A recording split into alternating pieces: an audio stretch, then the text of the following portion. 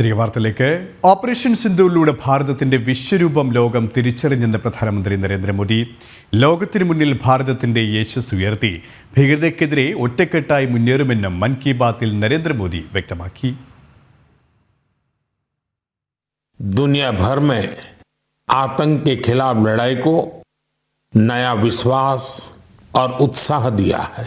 Operation സിന്ദൂറിന് നേതൃത്വം നൽകിയ സൈന്യത്തിന് അഭിവാദ്യം അർപ്പിച്ച് തിരങ്കാ യാത്രകളുമായി ലക്ഷങ്ങൾ തെരുവിലിറങ്ങിയ കാര്യം പ്രധാനമന്ത്രി ചൂണ്ടിക്കാട്ടി. കായിക മേഖലയിൽ ഭാരതം നടത്തുന്ന വൻ മുന്നേറ്റവും മൻ കി ബാത്തിൽ പ്രധാനമന്ത്രി ഓർമ്മപ്പെടുത്തി. ഇത്തവണത്തെ ഖേലോ ഇന്ത്യയിൽ 26 റെക്കോർഡുകൾ പിറന്നു. യുവ കായിക താരങ്ങൾക്ക് വലിയ അവസരമാണ് ഖേലോ ഇന്ത്യ നൽകുന്നത്. ഇത്തരം കായിക പരിപാടികൾ ഭാരതത്തിന്റെ കായിക രംഗത്തിന് കൂടുതൽ ശക്തി പകരുമെന്നും പ്രധാനമന്ത്രി അഭിപ്രായപ്പെട്ടു. खेलो इंडिया यूथ गेम्स का ये पहला आयोजन था जो ओलंपिक चैनल के जरिए दुनिया भर में पहुंचा. पूरे विश्व के लोगों ने हमारे युवा खिलाड़ियों की प्रतिभा को देखा और सराहा.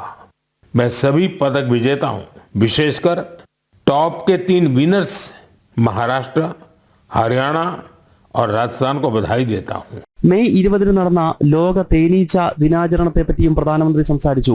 10 വർഷം മുൻപ് ഭാരതത്തിന്റെ തേൻ ഉൽപാദനം 75 മെട്രിക് ടണ്ണായിരുന്നു. ഇന്നത് 1.25 ലക്ഷം മെട്രിക് ടണ്ണായി വളർന്നതായി പ്രധാനമന്ത്രി ചൂണ്ടിക്കാട്ടി. ജനം, ഡൽഹി.